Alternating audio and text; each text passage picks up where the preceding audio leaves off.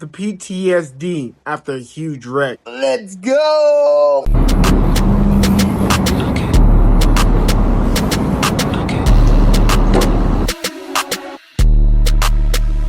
PTSD after a huge crash on EUC. Man, let me tell you something about these electric unicycles.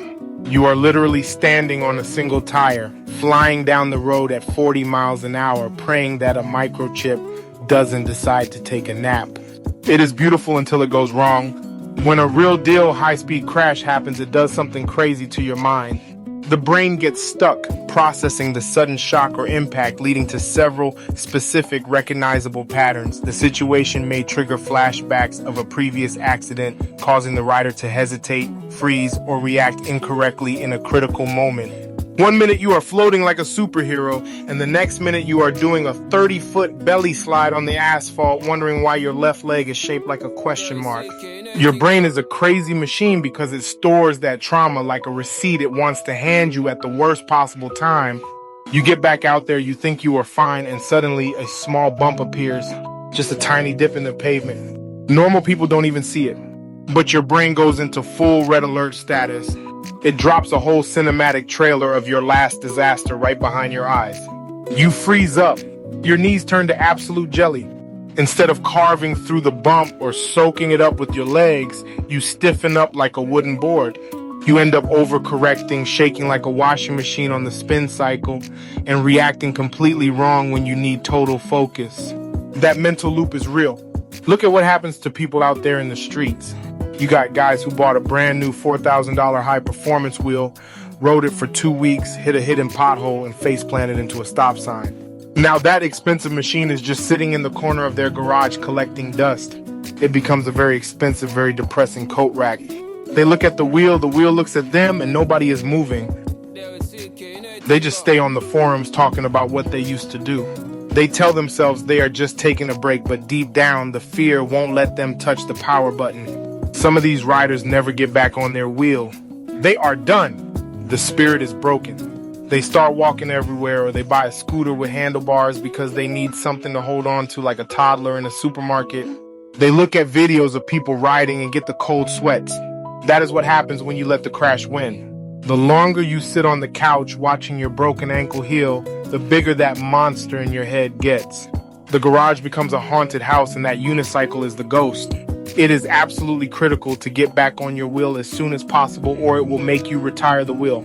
You cannot give the fear time to build a house and start collecting rent in your mind. If you get banged up, the second the doctor says you can stand up without dropping dead, you need to go out there. Even if you just stand on the pedals in your living room holding onto the refrigerator, you have to show your brain that the wheel is not an assassin trying to take you out. If you wait months, you are finished. You will end up selling it for half price to some teenager who hasn't realized he is mortal yet. The whole game is about trust. When a cutout happens or the battery sags and drops you, the bromance between you and that machine is compromised. It is like finding out your partner has been texting an ex. Every time you accelerate, you are thinking, is this the moment you drop me again? You have to build that relationship back up slowly. You go to an empty parking lot. You ride at 5 miles an hour. You look ridiculous, like a giant wearing armor riding a toy, but you are rewiring the hard drive in your head. You see people all the time talking about how they are waiting for the perfect moment to ride again. There is no perfect moment. The road is always going to have rocks, cars are always going to turn without looking, and technology is always going to be a little bit unpredictable. You just have to decide if the feeling of flying is worth the risk of eating dirt. What is usually done here is a total reset. You put the full face helmet back on, you strap on the wrist guard so hard your fingers turn purple, and you step back on the platform. You don't let a machine retire you. Think about what happens to your pride when that single tire betrays you.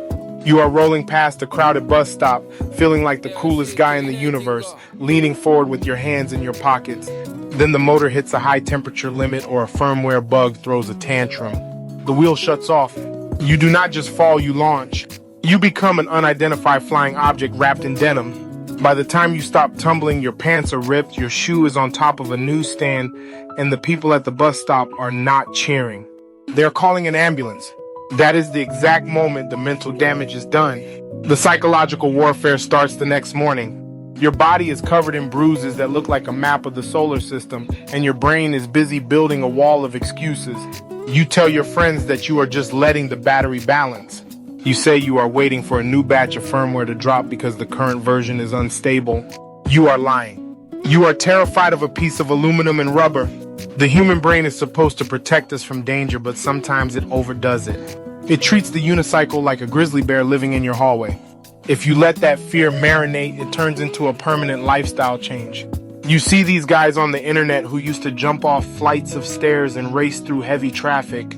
Now they are posting pictures of their wheel listed for sale on Facebook Marketplace.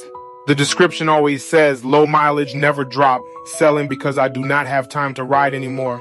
We know the truth. You got thrown into a ditch and now you are scared of the sidewalk. They transition from active riders to historical experts.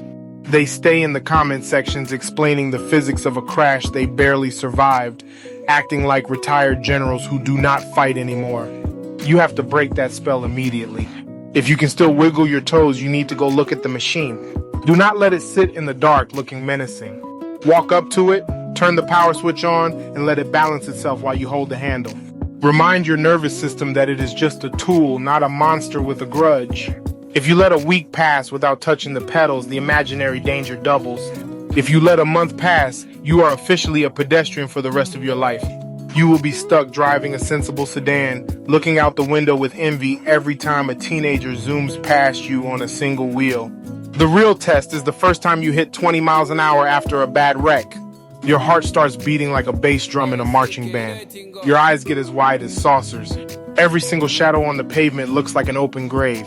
Your brain starts playing the flashback tape again, reminding you exactly how the asphalt tasted the last time. That is the moment you have to override the system. You have to push through the wobble, breathe through the panic, and force your feet to stay heavy on the metal grips. Riding one of these things requires a little bit of temporary insanity.